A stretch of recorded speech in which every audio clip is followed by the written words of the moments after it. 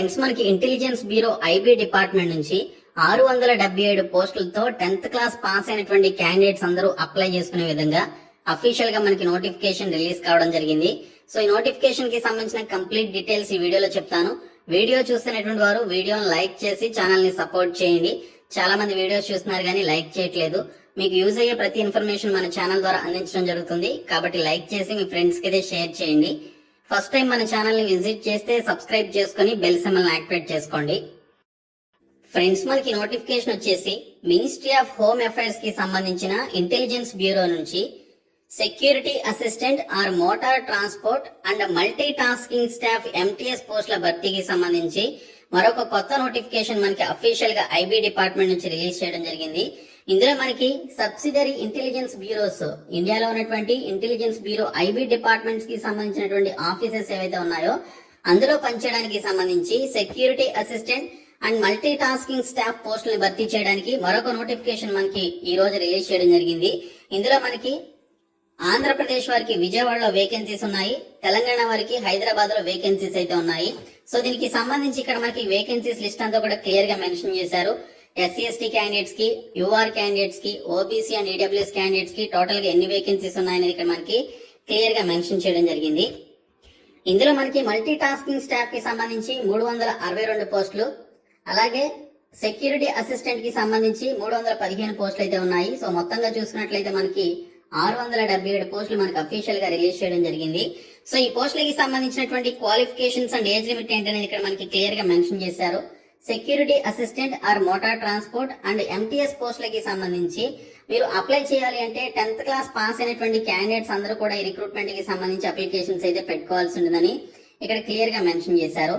Security assistant పోస్టులకి సంబంధించి లేదా మోటార్ ట్రాన్స్పోర్ట్ అనేటువంటి ఈ పోస్టులకి సంబంధించి మీకు లైట్ మోటార్ వెహికల్ కి సంబంధించినటువంటి లైసెన్స్ కూడా మీరు కలిగి ఉండాలని చెప్పేసి ఇవ్వడం జరిగింది.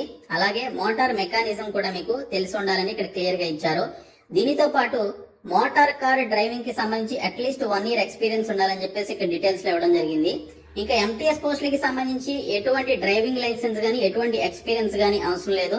10th క్లాస్ పాస్ అయినటువంటి క్యాండిడేట్స్ ఈ 2 రకాల పోస్టులకి సంబంధించి అప్లికేషన్స్ పెట్టుకోవచ్చు. ఇవన్నీ కూడా group C non gazetted non ministerial కిందకి రావడం జరుగుతుంది.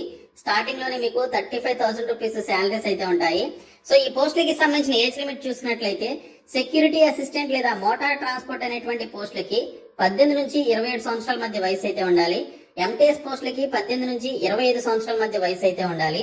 సో ఈ పోస్టులకి సంబంధించి ఎస్సీ ఎస్టీ క్యాండిడేట్స్ కి 5 years అండ్ ఓబీసీ క్యాండిడేట్స్ కి 3 years ఏజ్ రిలాక్సేషన్ కూడా ఇచ్చారు. సో అది కూడా కలుపుకొని మీరు అప్లికేషన్స్ అయితే పెట్టుకోవచ్చు. ఈ పోస్టులకి సంబంధించి మీరు ఆన్లైన్ లో అప్లికేషన్స్ అయితే పెట్టుకోవాల్సి ఉంటుంది. మనకి ఈ మంత్ 14th నుంచి నవంబర్ 13th వరకు మీరు ఆన్లైన్ లో అప్లికేషన్స్ అయితే పెట్టుకోవాల్సి ఉంటుంది.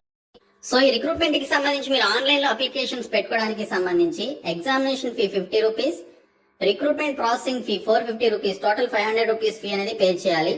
ఇందులో మనకి ఇక్కడ చూసుకున్నట్లయితే women candidates, SC ST candidates and ex service men candidates only recruitment processing charges అయితే పే చేయాలి 450 రూపీస్. మిగిలినటువంటి male candidates of general, EWS and OBC candidates both examination fee and recruitment processing charges 500 rupees రెండు కలిపి మీరు pay చేయాల్సి ఉంటుందని ఇక్కడ details లో ఇచ్చారు. సో ఈ రిక్రూట్మెంట్ కి సంబంధించిన సెలక్షన్ ప్రాసెస్ ఏ విధంగా ఉంటుందో ఇక్కడ మనకి క్లియర్ గా మెన్షన్ చేయడం జరిగింది. ఫస్ట్ మీకు టైర్ 1 ఎగ్జామినేషన్ అయితే కండక్ట్ చేస్తారు. తర్వాత టైర్ 2 ఎగ్జామినేషన్ ఉంటుంది.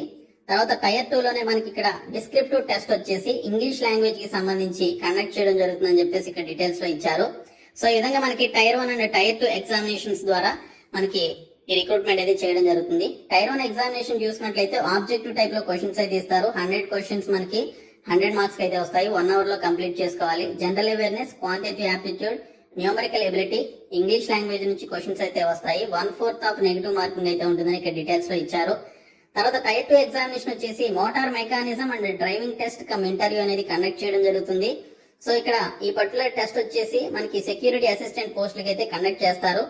సో ఇక్కడ మనకి ఈ టైర్ 2 ఎగ్జామినేషన్ 50 మార్క్స్ కి అయితే ఉంటుంది. తర్వాత మరొక టైర్ 2 ఎగ్జామినేషన్ వచ్చేసి ఎంటీఎస్ అండ్ జనరల్ క్యాండిడేట్స్ కి సంబంధించి descriptive test on English language కి సంబంధించి అండ్ కాంప్రహెన్షన్ కి సంబంధించి కండక్ట్ చేయడం జరుగుతుంది.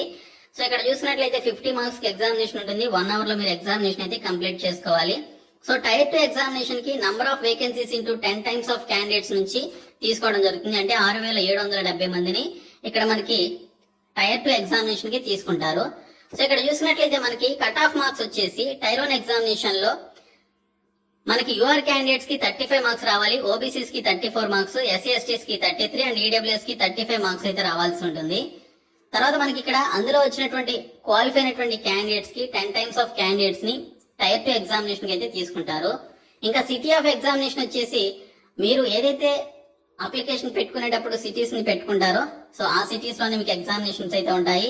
ఒక 5 ఆప్షన్స్ అయితే ఇచ్చుకోవాలి. విజయవాడ, హైదరాబాద్ ఇలాగా మీరు 5 ఆప్షన్స్ ఇచ్చుకుంటే మన సొంత రాష్ట్రంలోనే మనకి ఎగ్జామినేషన్ రాసుకునే అవకాశం అయితే ఉంటుంది.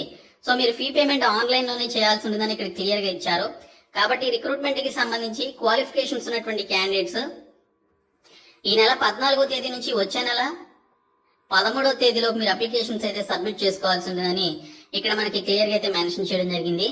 mha.gov.in అనేటువంటి సైట్ లోనికి వెళ్ళి మీరు అప్లికేషన్స్ అయితే పెట్టుకోవాలి. సో ఈ రిక్రూట్మెంట్ కి సంబంధించి మీరు ఏదైతే పర్టికులర్ లొకేషన్ ని సెలెక్ట్ చేసుకుంటారో జాబ్ కి సంబంధించి ఆ లొకేషన్ కి సంబంధించిన లోకల్ లాంగ్వేజ్ అనేది వచ్చి ఉండాలి. మీరు ఆంధ్రప్రదేశ్ లేదా తెలంగాణ సెలెక్ట్ చేసుకుంటే తెలుగు భాష అనేది వచ్చి ఉండాలి. కాబట్టి 10th క్లాస్ పాస్ అయినటువంటి క్యాండిడేట్స్ ఈ ఎంటీఎస్ అండ్ సెక్యూరిటీ అసిస్టెంట్ అనేటువంటి పోస్టులకి సంబంధించిన నోటిఫికేషన్ కి అప్లికేషన్స్ అయితే పెట్టుకోండి. సో ఈ వీడియోని మీ ఫ్రెండ్స్ అందరికి షేర్ చేయండి, మన ఛానల్ సబ్స్క్రైబ్ చేయండి. Thank you so much guys.